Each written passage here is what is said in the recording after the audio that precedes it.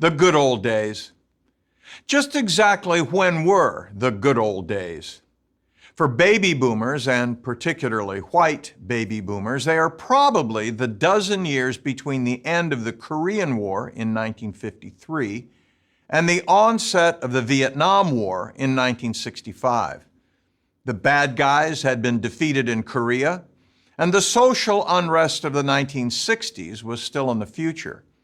Polio was conquered by a vaccine in 1955, and Dwight Eisenhower's presence in the White House was calmly reassuring.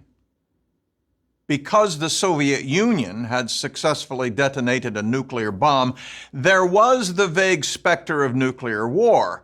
And there was a particularly scary moment in 1957 when the Soviet Union managed to launch an Earth satellite, a basketball-sized sphere called Sputnik. That was a feat the United States had yet to accomplish, and it proved that Russian missiles had the theoretical capability to deliver a nuclear warhead just about anywhere in the world. But there was no Russian nuclear attack, and American military power remained as globally dominant through the 1950s as American popular culture. The United States Navy was one reason for that.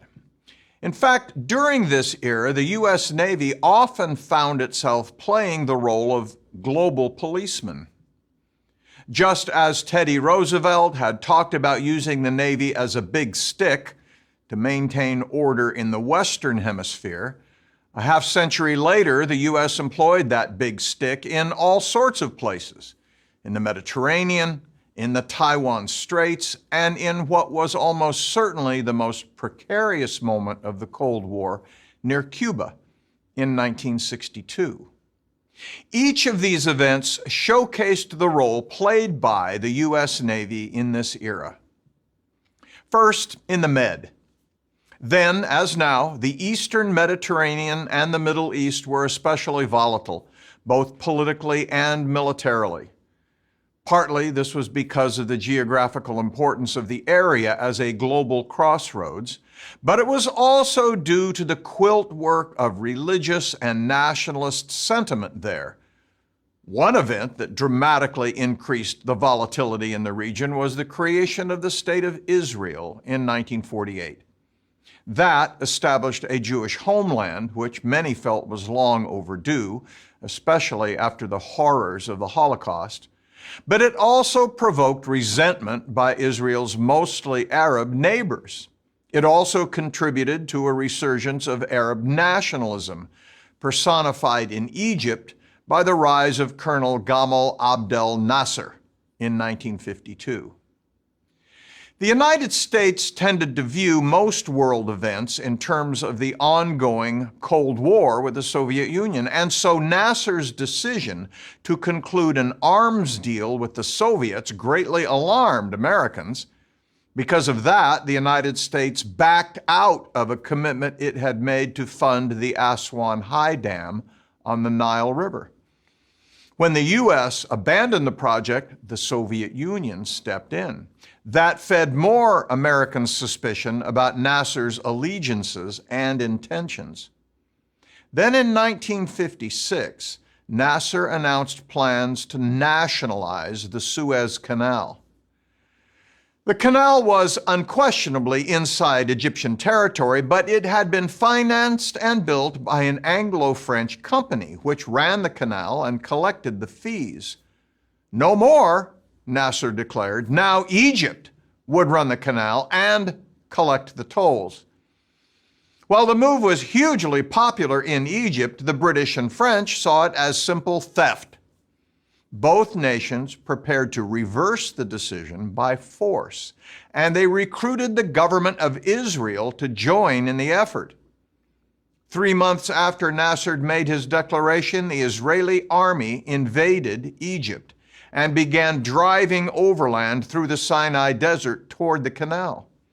In a coordinated move, British and French naval forces prepared to execute an amphibious landing at Port Said near the northern outlet of the canal.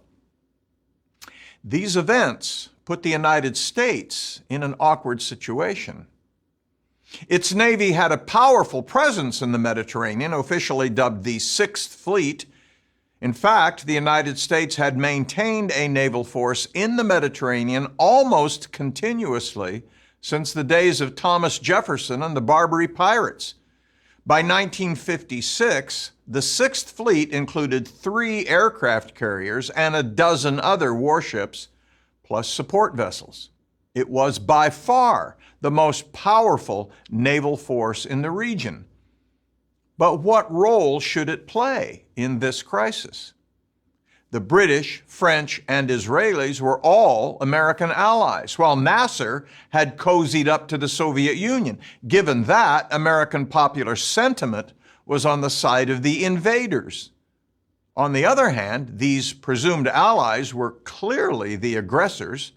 Should the U.S. stand by its friends and support the invasion, or should it resist aggression on principle as it had in Korea? The commander of the Sixth Fleet was Vice Admiral Charles R. Brown. The day after the Israelis invaded Egypt, he received a message from the American Chief of Naval Operations, Admiral Arleigh Burke. The message read, "Situation tense. Prepare for imminent hostilities." Brown radioed back, "Am prepared for imminent hostilities, but which side are we on?" It was a good question, and one that Burke really didn't have an answer for. He replied, "Take no guff from anyone." Well, as command guidance, that's pretty vague. But what it shows is that even with unchallenged dominance at sea, possessing power does not necessarily mean that you could control events. Knowing what to do with that power was sometimes problematic. In this case, the Sixth Fleet did not intervene. The U.S. warned the Soviet Union to stay out of the crisis and called on all parties to step back from the brink. In addition, Eisenhower threatened to impose economic sanctions on Britain, France, and Israel. That threat proved sufficient, and a wider war was avoided. In the end, Egypt kept the canal, and the incident marked another milestone in the slow erosion of British and French prestige. In another way, it also foreshadowed the eventual return of the Panama Canal to Panama, the return of Hong Kong to China. The era of Western colonialism was coming to an end. The United States remained concerned about Soviet influence in Egypt and elsewhere. In the wake of the Suez Crisis, Eisenhower announced that henceforth the United States would provide military and economic assistance to any Middle East nation threatened by communism. This came to be known as the Eisenhower Doctrine. The first test of this new doctrine came 2 years later in Lebanon. Lebanon was and is a curiosity in the Middle East, half Christian and half Muslim. It doesn't fit neatly into the Arab-Israeli dichotomy. A crisis there was triggered in 1958 when the country's Christian president, Camille Chamoun, sought to amend the Lebanese constitution so he could serve another term as president. The announcement provoked protests in Beirut, and the editor of an opposition newspaper was murdered. Chamoun claimed communists were responsible, which is possible, though unlikely, and he called for the United States to intervene under the Eisenhower Doctrine. A dubious Eisenhower said no. The crisis was an internal political matter, he said, not a communist uprising. Soon afterward, however, another revolution broke out in nearby Iraq, and that fed fears that the entire region was about to be engulfed by violence. Eisenhower changed his mind. In the summer of 1958, the Sixth Fleet, escorted 3 Marine battalions to the coast of Lebanon, where they conducted an amphibious landing south of Beirut. The landing was unopposed and almost comical in that the Marines found the landing beach crowded with curious holiday vacationers, some of them in bathing suits. The Marines deployed inland and secured the Beirut airport, but after that, things got complicated. Though the Lebanese president had requested American intervention, the Lebanese army resented it, and Lebanese armed forces blocked the road from the airport to the city of Beirut. The two sides faced each other in a tense standoff. Supposedly, we were there to help, but not all Lebanese wanted our help. Representatives of the two sides, including American Admiral James Holloway, who later became U.S. Chief of Naval Operations, met in a nearby schoolhouse to talk it over. The Lebanese Army commander, General Fuad Shihab, agreed that the Americans could continue their march to the capital as long as they were escorted by Lebanese troops. In the end, the crisis ended amicably. There was no communist insurgency, no outside invasion. In a peaceful election that fall, General Shihab defeated Shamoun in the race for president, and soon afterward, the U.S. Marines re-embarked and left the country. To some, it was a tempest in a teapot, but it reveals a few things about the new American role as global peacekeeper and about the limits of power. First, it is noteworthy that the U.S. chose to intervene at all in an internal political dispute halfway around the world. It was certainly not something it would have done 20 years before, and shows the increasingly globalist role of the U.S. Navy. Second, the event demonstrated again that power must be accompanied by thoughtful diplomacy to be effective. Sometimes, though, having dominant naval power can be decisive. During the events in Lebanon, another crisis blew up 5,000 miles away in the Taiwan Straits. Back in 1949, China's nationalist government under Chiang Kai-shek had been driven off the mainland and onto the island of Formosa, or Taiwan. The nationalists also controlled a few smaller islands off the Chinese coast. But in 1958, the mainland Chinese government, the communist Chinese government, began shelling 2 of those islands, Quemoy and Matsu, with long-range artillery.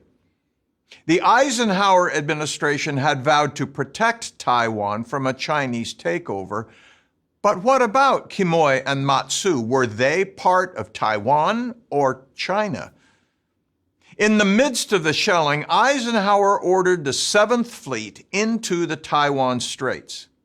Once again, the United States possessed overwhelming naval superiority. Eventually, the 7th Fleet deployed 6 aircraft carrier groups to the region. It did not land any forces and did not exchange fire with the Chinese, though U.S. warships did escort reinforcements and supplies to the offshore islands. Apparently, this had the desired effect. By December, the shelling had stopped, and there were no other overt moves against the islands. Quemoy and Matsu both remain under Taiwanese control today, though the Chinese government in Beijing continues to claim sovereignty over them, and over Taiwan itself for that matter. As these crises played out, the U.S. Navy also continued to evolve. Between 1954 and 1958, the United States commissioned 4 new carriers of the Forrestal class, each of them displacing more than 60,000 tons. Then in the early 1960s, the Navy commissioned 3 more even larger carriers of the Kitty Hawk class, with these displacing 80,000 tons. All these new ships were driven by steam turbines fueled by oil. But change was coming here, too. For in 1954, the United States also commissioned the world's first nuclear-powered seagoing vessel, the submarine Nautilus. Nearly all the credit for the successful development of nuclear power in the U.S. Navy goes to one iconic and controversial individual, Captain and later Admiral Hyman Rickover, who ran the Navy's nuclear program like a personal fiefdom. Determined to pick and choose his team from the cream of the Navy's officer corps, he interviewed every candidate personally. Rather famously, the chair where the candidates sat for these interviews had 2 inches cut off the front legs so that the candidates sat precariously while Rickover grilled them. When Rickover didn't get the answer he wanted, he often ordered the candidate to sit in a darkened closet to reconsider his answer. In part, of course, all this was to demonstrate his absolute authority. The stories about these interviews are legend. Some of them are even true. My personal favorite concerns a young officer who sat in that precarious chair when Rickover asked him if he had a girlfriend. "Well, yes, sir, I do." "Do you love her?" "Yes, sir." "Which do you love more, this girl or the U.S. Navy?" Now, here was a delicate question. After a short pause, the candidate gave what he thought must be the right answer. "The Navy, sir." "Okay," Rickover said, turning the phone around on his desk. "Call her. Tell her you're breaking up with her so you can devote all your time to the nuclear program." Then Rickover watched as he did so. That's not the end of the story. After the call, Rickover said, in effect, "If that's all the loyalty you have to your girlfriend, I don't want you on my team." So the young man lost both the job and the girlfriend. Such antics made Rickover more than a little controversial in the Navy and earned him a number of enemies. But he also had a powerful friend in the person of Senator Henry Scoop Jackson of Washington State, who chaired the Senate Naval Affairs Committee. Jackson appreciated the results Rickover got and made sure he kept his job as the czar of the Navy's nuclear program. 5 years after the Nautilus, the Navy commissioned the world's first nuclear submarine that could fire a missile while submerged, the USS George Washington. That gave the United States a nearly unassailable second strike capability, which was a powerful deterrent to any nation that might be tempted to launch a preemptive attack. In 1961, the U.S. Navy launched the world's first nuclear-powered surface warship, the cruiser Long Beach. And later that year, the USS Enterprise became the world's first nuclear-powered aircraft carrier.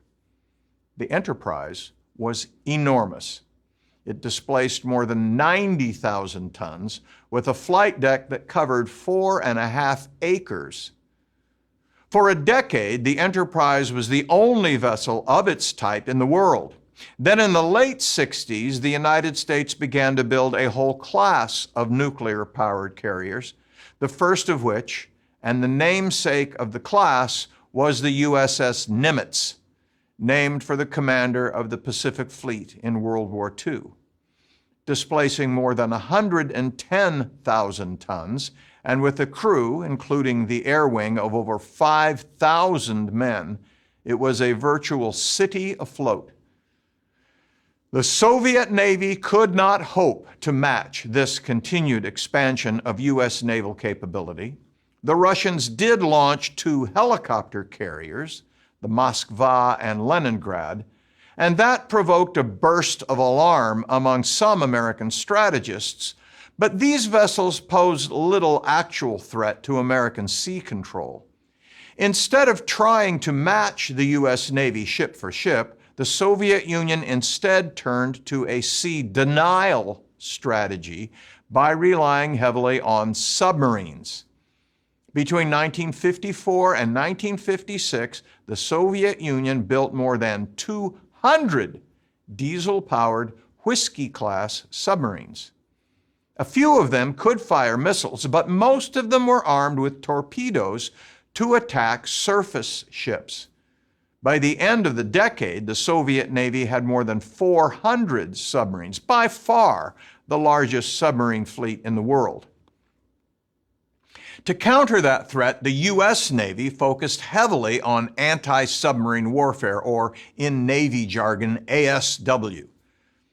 One element of this was a fleet of land-based, long-range patrol planes flown by Navy crews. An early iteration was the Lockheed P-2 Neptune, which was eventually replaced by the P-3 Orion. These planes, each with a crew of 8, could range widely out over the ocean, often spending most of a full day in the air, searching for Soviet subs. They deployed new sound-ranging equipment like sonobuoys and magnetic anomaly detectors that could find and track even submerged submarines. The planes, coordinated with hunter-killer groups of U.S. Navy surface ships, composed of a new generation of destroyers and smaller carriers that hosted both planes and helicopters designed for the anti-submarine mission. The Soviets also sought a way to close the huge American lead in deployable nuclear warheads. Though neither side seriously contemplated initiating a nuclear war, each feared that the other might use nuclear superiority as leverage in future confrontations. In 1962, the Soviet premier, Nikita Khrushchev, worked out an arrangement with the Cuban leader, Fidel Castro, to place Soviet nuclear intermediate-range missiles in Cuba. The Soviet plan was to establish several missile bases there, each manned by Soviet personnel, and once the bases became operational, Khrushchev would reveal their existence as a fait accompli. Presumably, the Soviets could then use their existence as leverage in future dealings with the United States. But they got caught.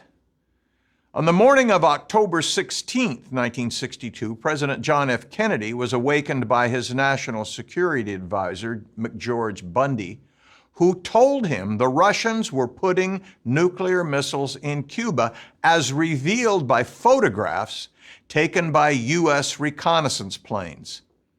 This began the famous 13-day Cuban Missile Crisis that is still studied in war colleges and elsewhere around the world as a case study in crisis management. For Kennedy, the first thing to do was to confirm the facts. Navy Crusader jets flew low over the suspected sites to take more detailed photographs. But even before they could be evaluated, Kennedy created a special team of advisors called the Executive Committee, or ExComm, to come up with options about how to respond.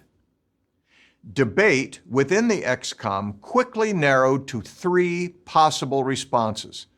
The first was to tell the Russians and the world that we knew what they were up to and mobilize international public opinion against them. But virtually no one thought this was sufficient. The Russians would first deny that they were doing it, then they would stall, and before anything meaningful could be done, the bases would be operational. The second opinion was to conduct an immediate airstrike to take out the bases. Because there was no assurance that an airstrike could remove every single missile, it would have to be followed by an invasion of the island. This was the option favored by the Joint Chiefs of Staff. But this military option would be a huge escalation of the crisis. Russian personnel would very likely be killed, and that could conceivably lead to global war. One feature of the whole Cold War era was that while Americans and Russians could and did battle one another through surrogates, they did not actually fight and kill one another, because that was a slippery slope to thermonuclear war. Kennedy also thought it likely that, at the very least, if the U.S. attacked Cuba, the Russians would seize West Berlin. The third option was to declare a naval blockade of Cuba to prevent more missiles from coming in. But a blockade is an act of war. Could the U.S. Navy impose a blockade on Cuba without declaring war? And in any case, a blockade might keep more missiles from coming into Cuba, but it could not remove the missiles that were already there. In the end, picking a response became an argument between the Air Force, which said it could take out the missile sites from the air, and the Navy, which said it could impose an effective blockade. The Air Force Chief of Staff, General Curtis LeMay, was especially insistent on the need for an airstrike and an invasion. There was no other solution, he said, and the U.S. had to act right now. Kennedy was skeptical. If the initial airstrike missed even one missile, that missile could be launched against an American city and kill millions. He decided instead on a blockade, though he didn't call it that. After all, it was not designed to exclude all trade from Cuba, only offensive nuclear missiles. He called it a quarantine. It went into effect at 10 a.m. on October 24th. U.S. Navy warships established a quarantine line 400 miles from Cuba. Innocent ships were allowed through, but suspicious ships were to be stopped and searched. The first ship to be stopped was a Lebanese registered freighter named the Marukla. It was chosen not because it was particularly suspicious, but as a kind of trial run. Navy inspectors boarded the ship, searched it, then sent it on its way. The first Russian ship to approach the quarantine line was the tanker Grozny. A U.S. Navy destroyer ordered it to stop. This particular destroyer was the USS Joseph P. Kennedy, Jr., named for the president's elder brother who had been killed in World War II. There is further irony in the fact that the destroyer was under the command of a man with a Russian-sounding name, U.S. Navy Commander Nicholas Michalewski.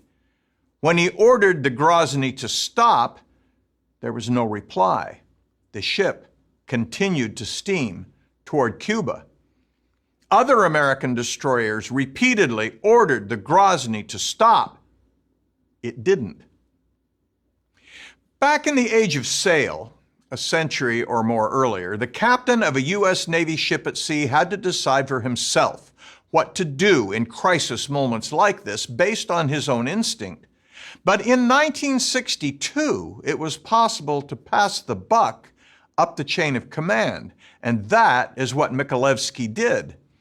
From Washington, the order came for the American destroyers to fire a salvo away from the Grozny as a demonstration of seriousness. Now it was the captain of the Grozny who appealed for guidance up the chain of command. Back in Moscow, Khrushchev had to decide how far he wanted to press the issue. Apparently, he was not willing to risk a shootout. The Grozny stopped, slowly turned around, and retired beyond the quarantine line without responding to the American radio messages. JFK's brother, Robert Kennedy, who was a member of the ExComm, said that was when American Secretary of State Dean Rusk looked up and said, "We were eyeball to eyeball, and I think the other fellow just blinked." In the end, the Soviet Union agreed to remove its missiles from Cuba in exchange for an unwritten understanding that the U.S. would remove its Jupiter missiles from Turkey. Both sides saved face. War was averted. The outcome was a particular victory for Kennedy and also for the U.S. Navy, which had demonstrated the requisite flexibility needed to resolve the crisis. Only much later did we learn what a near-run thing it had been.